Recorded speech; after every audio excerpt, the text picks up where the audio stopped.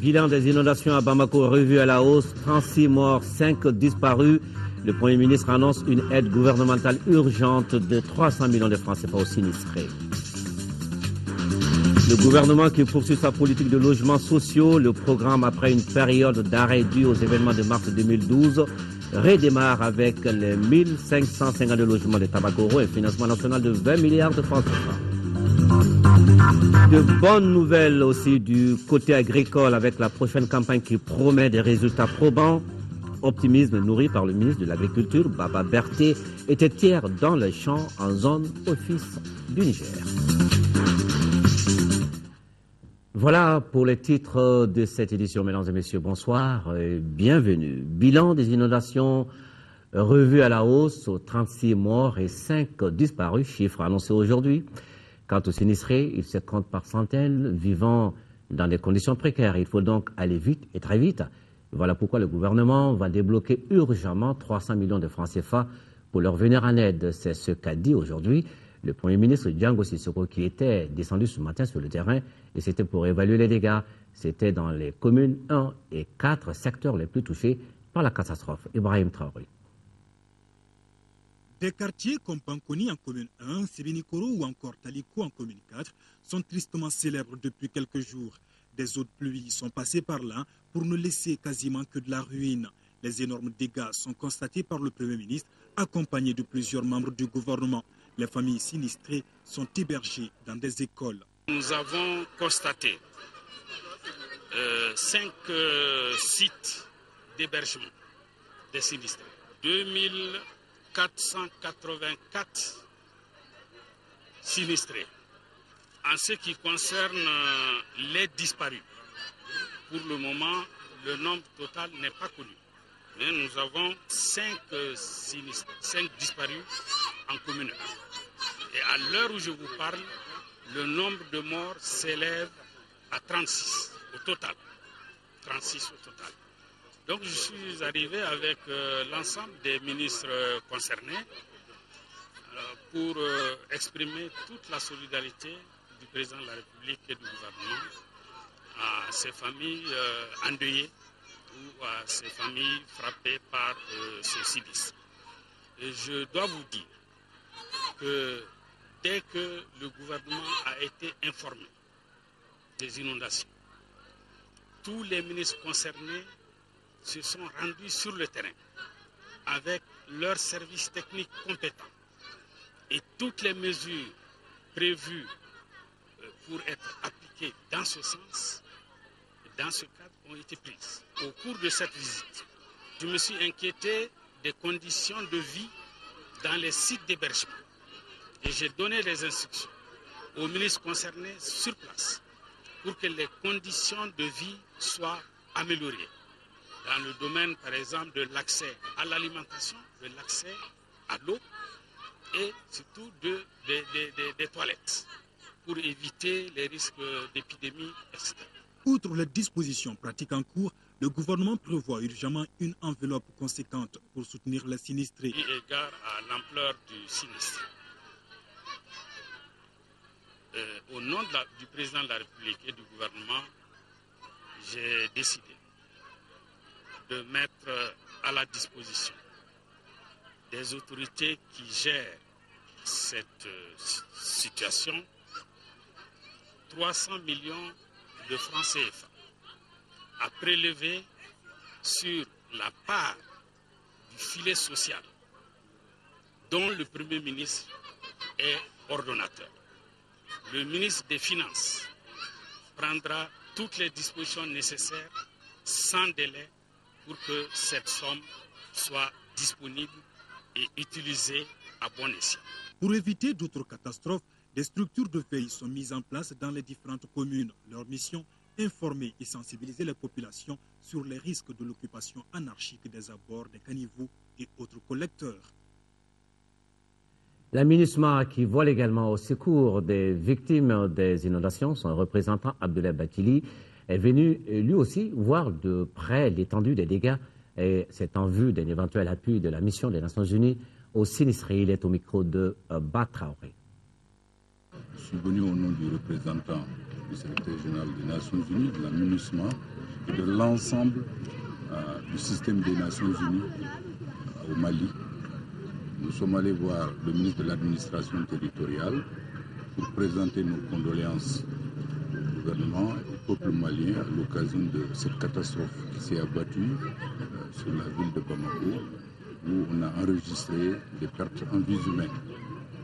Mais également, depuis 2 jours, nos équipes techniques, avec l'ensemble des agences des Nations Unies, sont à pied d'œuvre avec les autorités maliennes, la protection civile, la Croix-Rouge, évidemment les autorités gouvernementales, pour organiser les appuis et les secours nécessaires. Évidemment, nous avons tenu également à venir voir sur le terrain, non seulement l'étendue des dégâts, mais aussi saluer, exprimer notre sympathie aux sinistrés qui sont là. L'élan de solidarité ne faiblit pas. Le parti URD se manifeste avec 2 millions de francs CFA, un don aux victimes des inondations dans les communes 1 et 4 de Bamako. Et c'est le premier vice-secrétaire général adjoint du parti qui a fait le déplacement pour la remise de cette somme aux maires des 2 communes. Un reportage de Mamourou Sidibé. 48 heures après le sinistre causé par l'inondation à Bamako, une mission du parti URD s'est rendue sur les sites où sont logées les victimes. Cette mission, conduite par le premier secrétaire général adjoint Mamadou Diawara, n'est pas venue en simple spectateur. Le montant total fait 2 millions, mais reparti sur les 4 sites, à raison de 500 000 francs par site. Mais nous avons remis ces sommes-là aux représentants des collectivités locales, qui sont les représentants du peuple. Aussi bien en commune 1 qu'en commune 4, les messages qui ont accompagné ces gestes étaient plus que réconfortants, surtout que les autorités locales sont à pied d'œuvre pour mieux gérer la crise. C'est dans les moments difficiles, vraiment, qu'on reconnaît ses amis. Il y a eu au niveau national une grande solidarité. En plus des 2 millions de francs CFA donnés par l'URD pour les 4 sites des 2 communes, le Fonds de solidarité nationale a remis en commune 1 10 balles de 350 couvertures, soit un total de 3500 couvertures.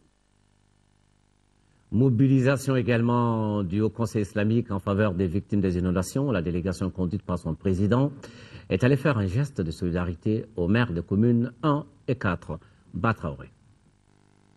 La mairie de la commune 1 a été la première étape de cette visite. La délégation du Haut Conseil islamique a insisté sur la solidarité entre les musulmans qui est l'une des premières caractéristiques de l'islam. Et la remise au maire d'une enveloppe symbolique de 500 000 francs CFA plus une dizaine de cartons de conserve matérialise cette solidarité. Nous sommes venus au nom du Haut Conseil islamique du Mali, de tous les musulmans du Mali, de présenter nos condoléances pour ceux qui ont disparu dans cette tragédie. Et ensuite, prier pour qu'il y ait prompt rétablissement pour les blessés. Deuxième temps fort de ce périple du Haut Conseil islamique a été la visite au groupe scolaire Aminata Diop de Lafiaboukou, site d'accueil des victimes de l'inondation. Après avoir remis au 5e adjoint au maire de la commune 4 une autre enveloppe de 500 000 francs CFA, le président de l'instance islamique lance un appel. Profitez aussi de cette occasion pour lancer un appel à tous les musulmans, non seulement de l'intérieur, mais de l'extérieur, pour venir vraiment en aide à nos frères et faire un geste spontané comme ils savent le faire dans des circonstances pareilles. Les maires bénéficiaires de cet appui symbolique ont rassuré le Haut Conseil islamique que bon usage en sera fait. Les aides qui affluent de partout, la Fondation Orange Mali, en partenariat avec la Direction générale de la protection civile, vient de remettre à son tour à des ménages de Bankoni des matelas, des moustiques imprégnés et des couvertures d'une valeur de plus de 4 millions de francs CFA. Sokona Kamisoko. Au Mali, la solidarité n'est pas un vain mot, c'est un comportement de tous les jours. C'est dans ce cadre que s'inscrit ce geste de la Fondation Orange Mali en faveur des sinistrés de la commune 1 du district de Bamako. La Fondation leur a remis un lot d'équipements composé de matelas, de moustiquaires imprégnés et de couvertures aux sinistrés de Bankoni. Ces dons viennent en appoint aux efforts simultanément consentis par les autorités pour juguler la crise et permettre aux sinistrés d'avoir un cadre et un et de meilleures conditions de vie. Cette journée a été possible grâce au concours de la Direction générale de la protection civile.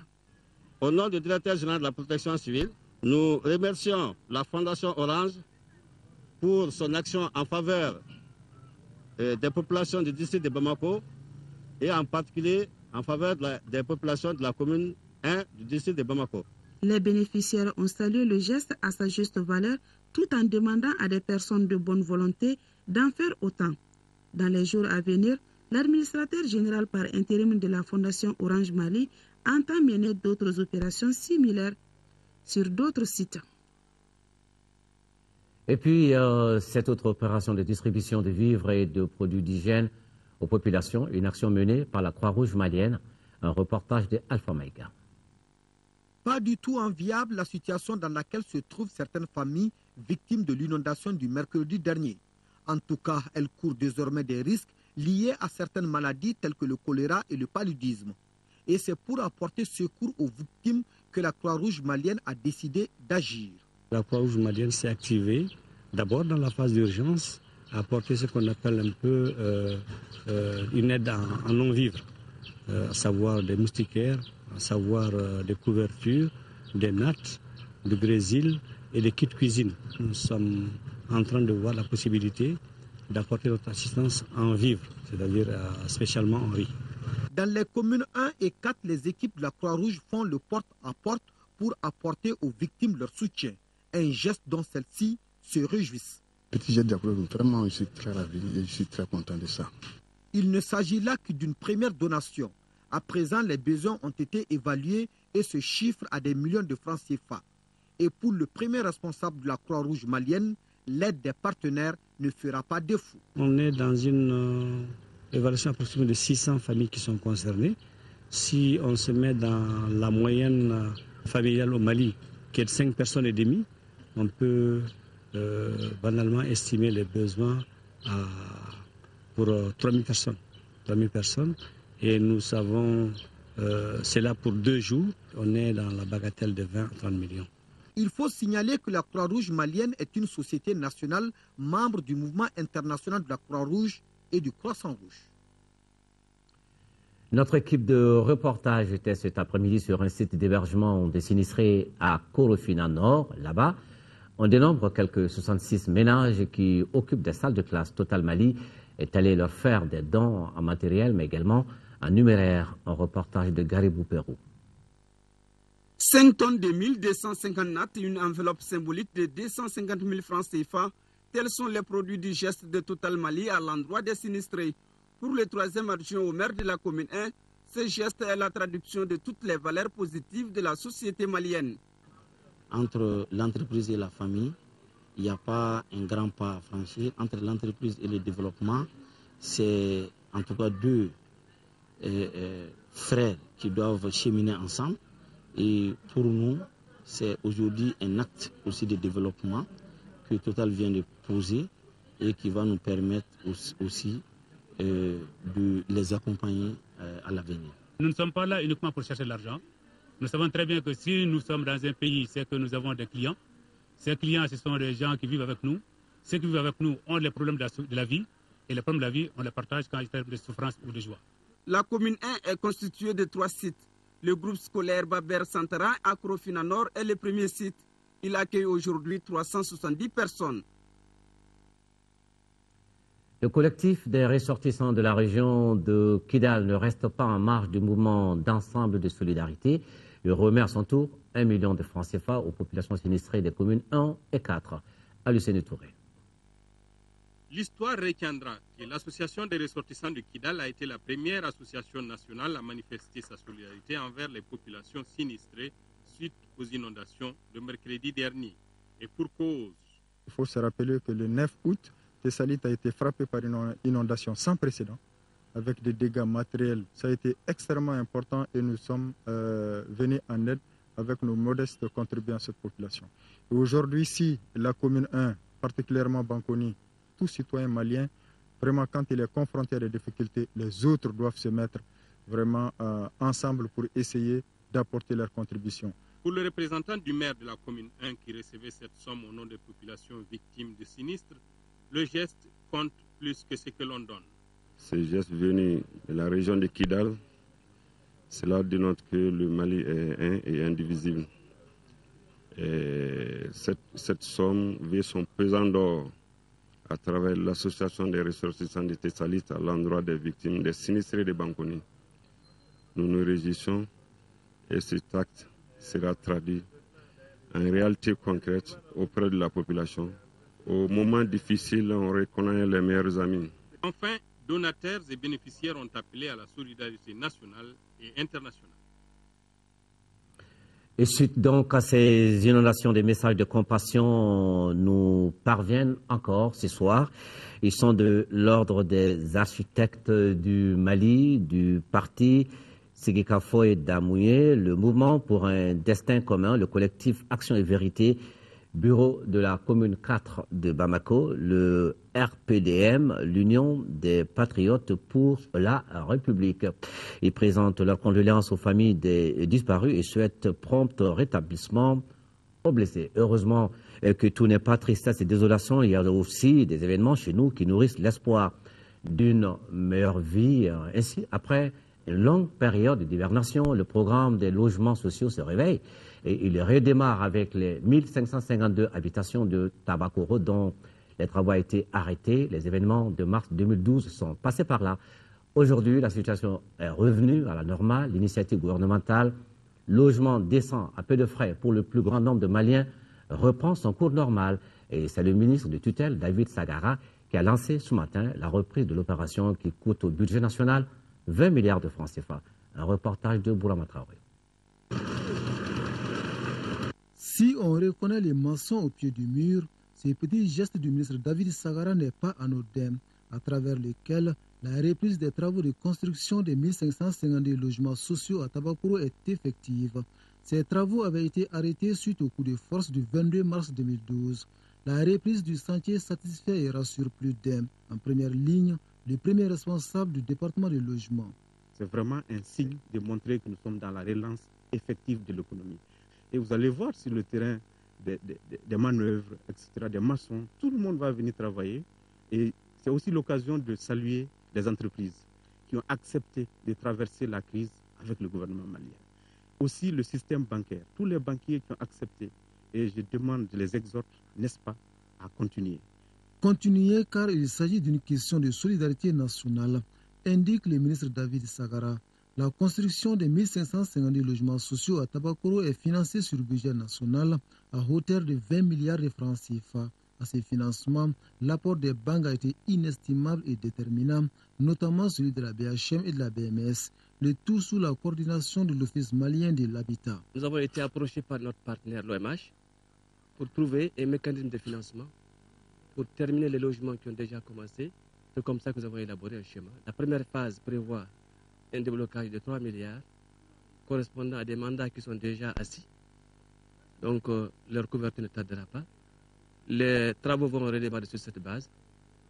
La deuxième phase, c'est un financement un peu plus lourd, de plus de 12 milliards, que nous envisageons de mobiliser en vue de terminer totalement les 1500 logements. Au total, une vingtaine d'entreprises travaillent sur le chantier. Elles ont 7 mois pour livrer les 1552 logements sociaux. La tâche est certes colossale, mais le délai d'exécution sera respecté, assurent les entreprises.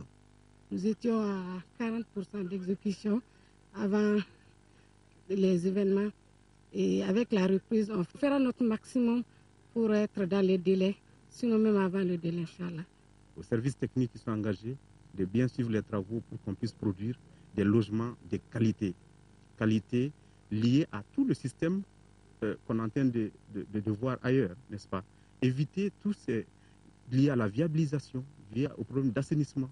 Les logements sociaux ne doivent pas être des îlots de développement, ça doit être des villes intégrées. Quand le bâtiment va, tout va, dit-on. La reprise des travaux de construction des logements sociaux de Tabakoro permettra sans doute de donner sourire à 1552 autres Maliens. Il était hier dans les champs, dans la zone office du Niger, et après avoir constaté l'évolution normale des cultures, il se dit optimiste dans la prochaine campagne agricole 2013-2014. Le ministre de l'Agriculture, c'est de lui qu'il s'agit. Baba Berté a fait cette révélation après avoir sillonné des parcelles de riz et de maïs dans les localités de Kouroumari et Kolongo. Correspondance de Dougou Fana Traoré. Pour les deux zones de l'Office du Niger, Kouroumari et Kolongo, visitées par le ministre Baba Berté, la campagne agricole se présente sous de bons auspices. L'état végétatif du riz est bon dans l'ensemble de la zone inondée. Il est aussi bon en zone exondée, telle dans le champ de maïs de la ferme de l'opérateur économique Modibou Keïta. D'abord, dans la zone du Kouroumari, l'Office du Niger veut changer de fusil d'épaule en boostant son rendement de 6 à 10 tonnes à l'hectare. Cela passe par le système de riziculture intensif SRI. C'est un système qu'il faut encourager pour plusieurs raisons qui nous ont été expliquées. En fait, le rendement est plus important et la demande en intrants, la demande en semences est moins importante. À Kouroumari, tout comme à Kolongo, les superficies non emblavées sont très minimes. 98% des réalisations d'un côté et 100% de l'autre. La campagne se porte bien en zone Office Niger, dans la mesure où les réalisations portent sur 96 006 hectares, ce qui fait un taux de réalisation de 96% par rapport à la prévision. Nous estimons que nous pourrons réaliser nos objectifs, à savoir 671 000 tonnes de riz paddy. À côté des superficies familiales, l'État malien encourage actuellement dans la zone Office du Niger les entreprises qui font de l'agro-business. Nous, on a sémé 1006 hectares, donc la tonne est estimable de 10 tonnes à l'hectare, ce qui fait 10 000 et quelques tonnes à la récolte. Ces entreprises agricoles préfigurent l'agriculture du Mali de demain. Nous ne pouvons pas continuer à dire, ben voilà, chacun a son petit champ et la rentabilité n'est pas toujours bonne. En marge de cette supervision de campagne, Baba Berté a visité les militaires du camp de Djabali. Aussi, par deux fois, le ministre de l'Agriculture a visité les victimes des inondations en Debougou et en Yono avec des cadeaux symboliques et des messages de compassion du gouvernement. Et puis la suite des messages de félicitations à l'endroit de Ibrahim Boubacar Keïta suite donc à son élection à la magistrature suprême du pays ce soir. Ces messages sont de l'Association des collectivités du Cercle du Mali, l'Association des régions du Mali, l'Association des municipalités du Mali, l'Association Club pour l'industrialisation du Mali, l'Association des professeurs de la langue russe et sympathisants du Mali. Tous souhaitent au président Ibeka un bon mandat et s'engagent à l'accompagner dans sa noble mission de construction du Mali. Promotion cycle spécial 2012-2013 de l'école militaire interarmes EMIA de Koulikoro, composée seulement de médecins et de magistrats. Elle signait hier sa sortie officielle, une nouvelle formule qui traduit la volonté du Mali de doter ses forces armées en ressources humaines qualifiées pour améliorer la performance militaire dans le pays. Brahima Kone. Remise des épaulettes, cela marque la fin de 9 mois de formation de 15 nouveaux lieutenants du cycle spécial 2012-2013 de l'école militaire interarmes EMIA de Koulikoro. Ces officiers devront répondre à un besoin réel au niveau des services de santé des armées et de la justice militaire. Le major de la promotion, lieutenant Abdrahman Saliamaïka, s'est dit engagé à relever des défis importants. Le nouveau défi pour nous, c'est de redorer l'image de cette armée, de tenter d'améliorer la qualité des soins que l'on offre à nos hommes qui sont sur le terrain ou les terres d'affrontement, ou encore aux populations.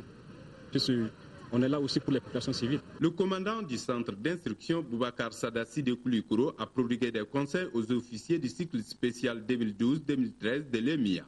M'adressant à ces jeunes officiers comprenant 14 médecins et un juriste, je voudrais leur dire devant vous et l'ensemble des invités que les spécialistes qui sont doivent être des exemples, des lanternes, voire des références pour les nouvelles générations d'officiers. Cette cérémonie de fin de cycle se tient à un moment où les forces armées maliennes sont engagées dans un processus de réforme axé sur la formation et l'entraînement. Les insuffisances constatées dans ces domaines ont été cités de façon récurrente comme l'une des causes de la crise sécuritaire que notre pays connaît depuis janvier 2012. La prestation de serment, la présentation du major de la promotion, la revue des troupes ont été des temps forts de la cérémonie. Le recrutement des jeunes médecins et magistrats traduit la volonté des plus hautes autorités du Mali de doter les forces armées des ressources humaines qualifiées pour répondre aux aspirations du peuple malien. Voilà, des militaires bien formés dans un pays en paix. La Fondation internationale pour les élections a lancé cet après-midi sa campagne pour la paix et la réconciliation nationale. Ici, il s'agit d'instaurer une paix durable dans tout le pays avec le concours des médias. L'initiative se veut un appui à la commission de dialogue et réconciliation. Alpha Maïga. La recherche de la paix et de la réconciliation, c'est la seconde mission que s'est assignée la Fondation internationale des systèmes électoraux. Et c'est là la raison fondamentale de cette cérémonie. Une cérémonie consacrée au lancement de la campagne sur la paix et la réconciliation au Mali. La démocratie en tant que telle ne peut pas s'exercer s'il n'y a pas de paix, il n'y a pas de stabilité ou il n'y a pas de sécurité. Par conséquent, AIFES, dans le déroulement de ses activités et avec l'appui de ses partenaires, a voulu dérouler une partie campagne de réconciliation nationale et pour un Mali stable, un Mali en paix. La paix, et cette vraie paix, exige de toucher le cœur et la conscience des hommes. Et pour cela, on ne peut pas parler combien de temps la campagne va durer. Une campagne qui ne saurait se substituer à la commission dialogue-réconciliation. Notre campagne, c'est beaucoup plus l'usage massif, je dirais un usage intensif des masses médias comme la télévision nationale, les radios de proximité. La paix et la réconciliation, ce n'est pas l'affaire d'une journée ou d'une semaine. Nous travaillerons pour autant que nous en avons les moyens. Nous ne serons pas une structure de trop pour la recherche de la paix et de la réconciliation nationale. Le pays nous a confié une mission, certes difficile, mais il est exaltant de voir un pays réunifié dans un seul but, qui est le développement pour tous et dans une seule foi, qui est le travail libérateur. Nous voudrons cependant faire de chaque Malien et de chaque Malienne un apôtre de la paix. La paix et la réconciliation, deux vecteurs pour la relance du développement économique, social et culturel du Mali. Une session de validation du projet Consolidation sociale et civique a commencé hier vendredi. C'était au Carrefour des jeunes de Bamako, initié par la Fédération des jeunes pour la réconciliation et la reconstruction du nord du Mali. La rencontre regroupe une quarantaine d'organisations de jeunesse. Un reportage de Garibou Pérou. Fini la guerre, place maintenant aux actions de développement. C'est l'esprit des membres de la Fédération des jeunes pour la réconciliation et la reconstruction du nord du Mali.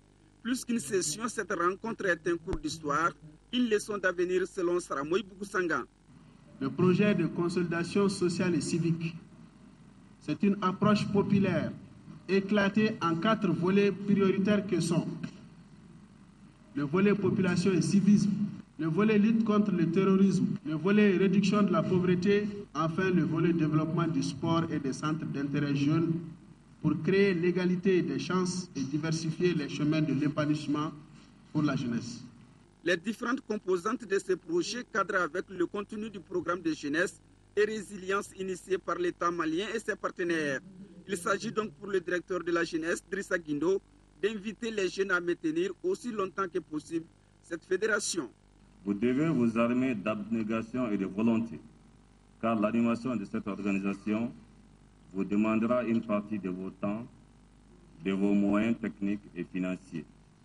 J'espère que de vos échanges sortira un document final qui prendra en compte les aspirations et besoins majeurs de vos membres, de telle sorte que la jeunesse joue son rôle dans la réconciliation et la reconstruction nationale. C'est quand l'idée de fêter les cinquantenaires de l'indépendance du Mali qu'a été mise en route cette fédération en 2008. À l'époque, elle réclamait les stades de football pour les régions du Nord et Koulikoro. Aujourd'hui, elle contribue à rehausser les valeurs de paix sociale, de solidarité, de civisme et à lutter contre l'inaction, la pauvreté et le terrorisme sous toutes ses formes.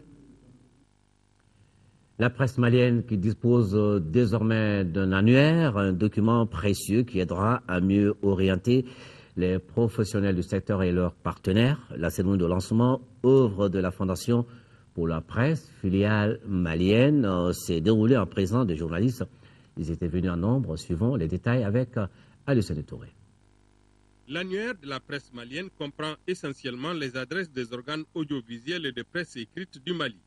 On peut y découvrir notamment que le Mali dispose de 300 radios et de 98 périodiques recensés et répertoriés par les soins de la Fondation pour la presse, dont l'annuaire constitue le premier fait d'armes. Nous avons la mission d'aider les journalistes à se former, à améliorer leur quotidien, à améliorer leurs conditions de travail et aussi à promouvoir la liberté de la presse. Et surtout pour la sous-région qui est parfois confrontée à des problèmes de violation de la liberté de la presse, nous avons aussi la vocation de travailler à défendre et à faire possible cette liberté de la presse dans la sous-région. Pour cette année, on a fait un annuaire qui est pour nous un premier pas pour marquer notre présence au Mali d'abord et surtout donner le coup d'envoi de nos activités au Mali. Par ailleurs, la filiale malienne de la Fondation pour la presse compte s'investir dans la formation des journalistes, l'élaboration des rapports annuels sur l'état de la liberté de la presse au Mali, ainsi que la participation à l'élaboration de textes réglementaires sur la presse.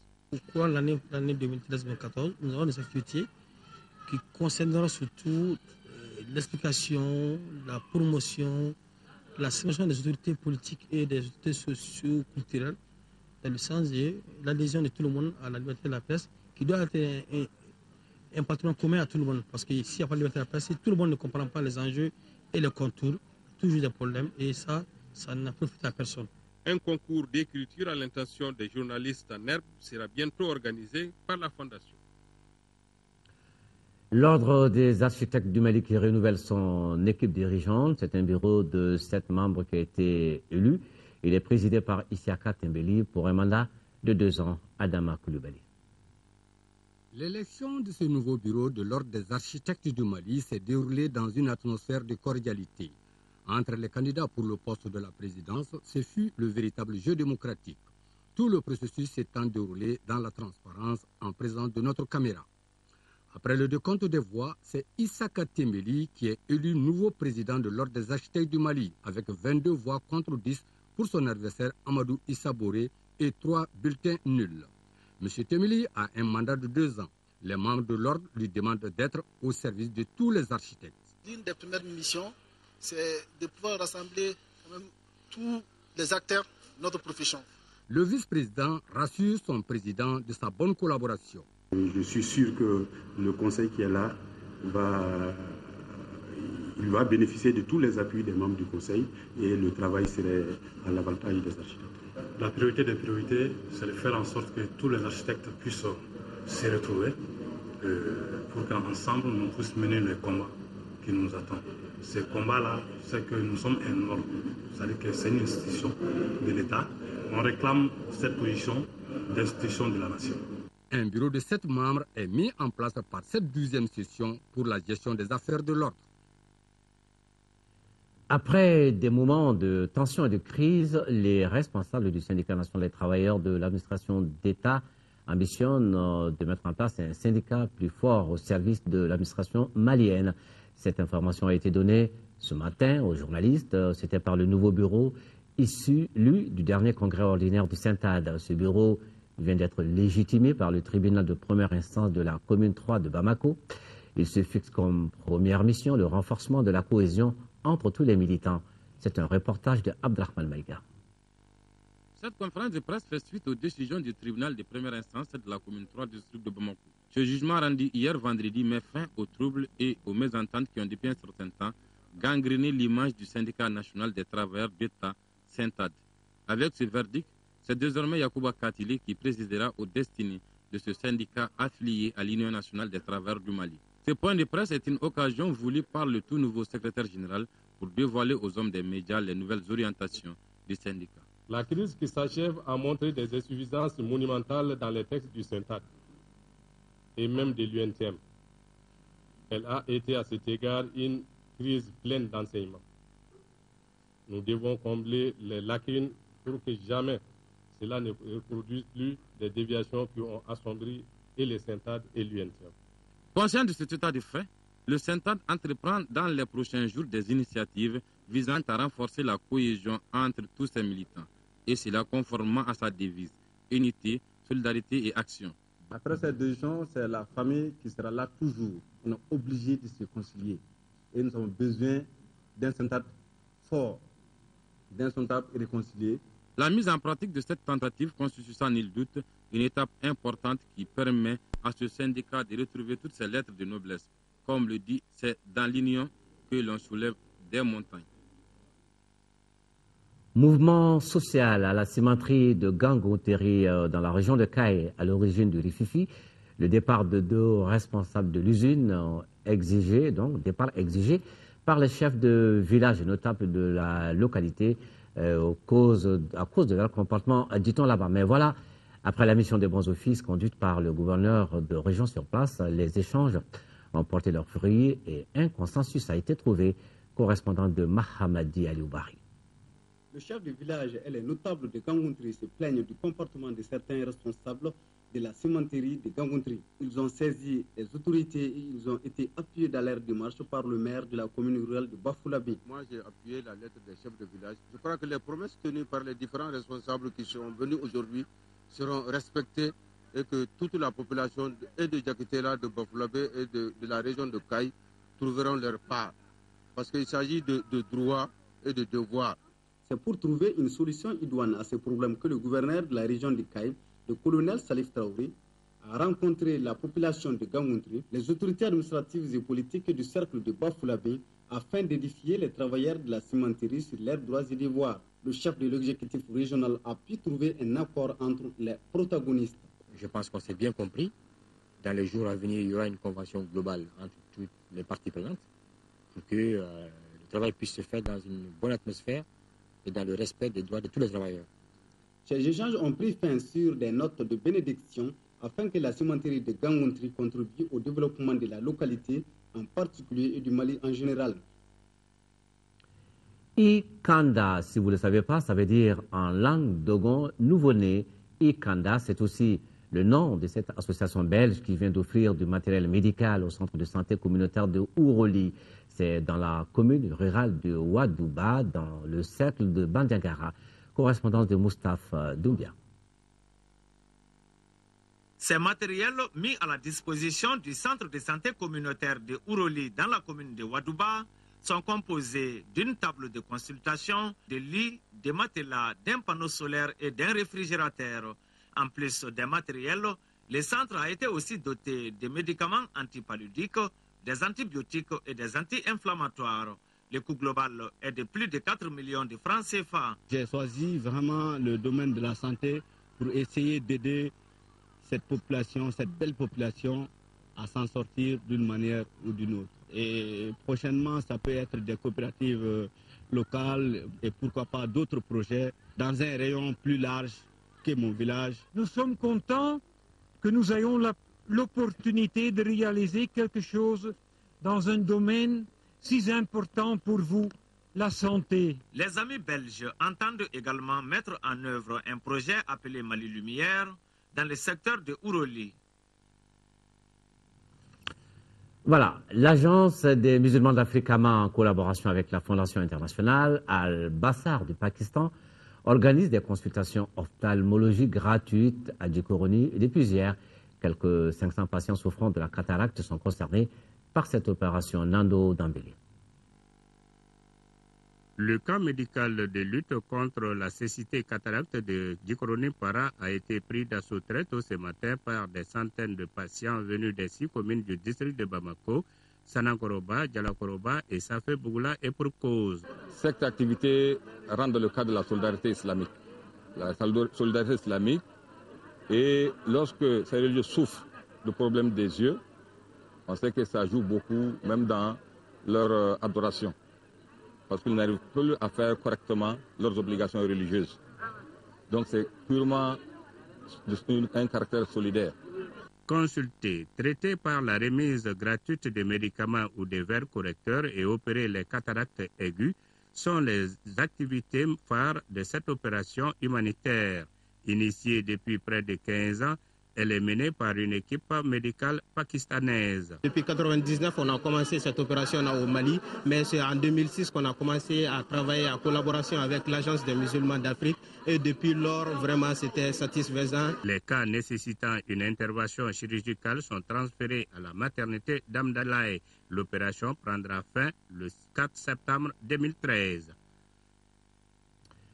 Sport, foot et ça passe pour le stade malien de Bamako. Les Blancs, en déplacement à Sousse, ont battu les Tunisiens de l'Étoile sportive du Sahel par le score de 1-0.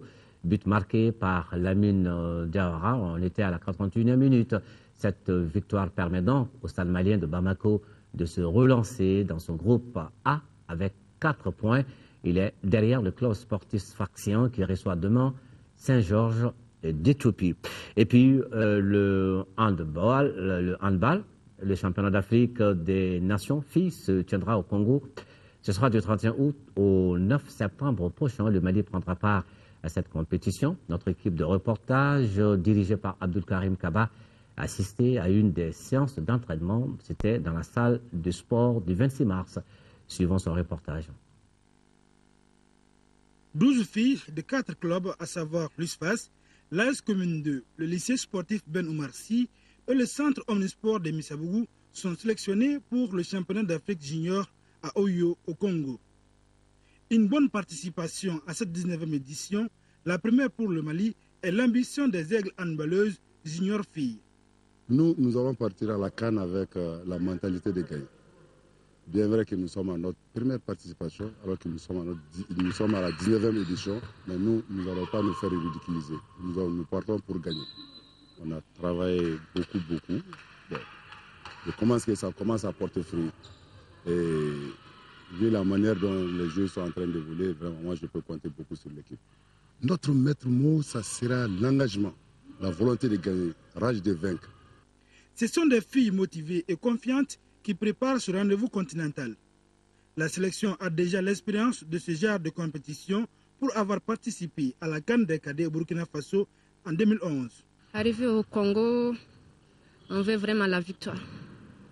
Surtout la victoire. On a besoin d'encouragement des Maliens, de nos parents, de nos entraîneurs. Je crois qu'on s'est bien préparé. Le Mali sera basé dans le groupe B, en compagnie du pays hôte, le Congo, la Guinée et la Tunisie. Basket, l'Afro-Basket 2013 a pris fin donc ce soir avec le sacre de l'Angola, vainqueur 57-40 en finale. C'était devant l'Égypte. Les Aigles du Mali, eux, ont occupé la 15e place à l'issue de la compétition. Notre envoyé spécial Kodi Sibi nous analyse ici la prestation malienne à cet Afro-Basket. 4 matchs, 4 défaites, une élimination au stade de 8e de finale. Le bilan est catastrophique pour le Mali à cet Afro-Basket.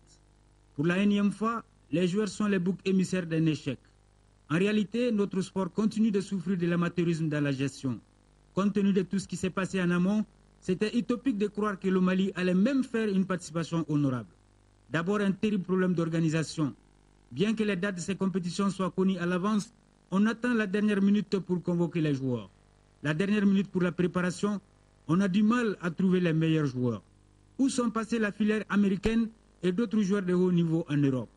En leur absence, il fallait se contenter du minimum. Les locaux et les expatriés jouant en Pro B ou même sans club. Cet effectif est même diminué sur place à Abidjan. FIBA Afrique refuse de qualifier 2 joueurs, Mamour Diakité et Adama Wadjo. Le Mali est à 10 pendant que les autres tournent avec 12 joueurs. La gestion de ce groupe sous la main pose problème. À 2 heures du premier match contre le Nigeria, on ne sait pas si le Mali va jouer ou pas.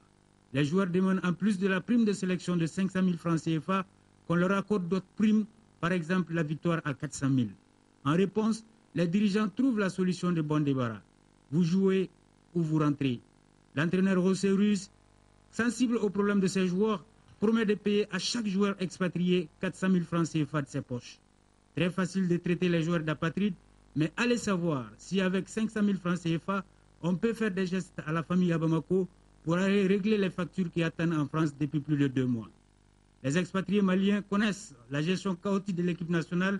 Certains ont tourné le dos à la sélection, à l'image d'Amarassi, D'autres trouveront toujours les moyens de refuser cette sélection si les choses devaient rester telles qu'elles sont. Voilà, Kodji, tout ça c'est un peu compliqué. Le prochain rendez-vous sera certainement le bon. En tout cas, pour l'instant, l'Angola, l'Égypte et le Sénégal, eux, représenteront l'Afrique au prochain championnat du monde. C'est en 2014 et c'est en Espagne. Et puis, ce rendez-vous sur notre chaîne ce soir, à ne pas rater. Votre émission humanitaire Philanthropie sera diffusée et ce sera après les émissions religieuses chrétiennes. Merci d'avoir suivi cette édition quelque peu marathon qui s'achève et puis retrouvez demain à 13h Amadou Sankaré, juste après Actu Hebdo de Youssouf Touré. Inch'Allah, moi je vous retrouve toujours demain donc dimanche à 20h pour l'édition du soir. D'ici là, merci de visiter notre site www.ortm.ml. Bon week-end. Voilà.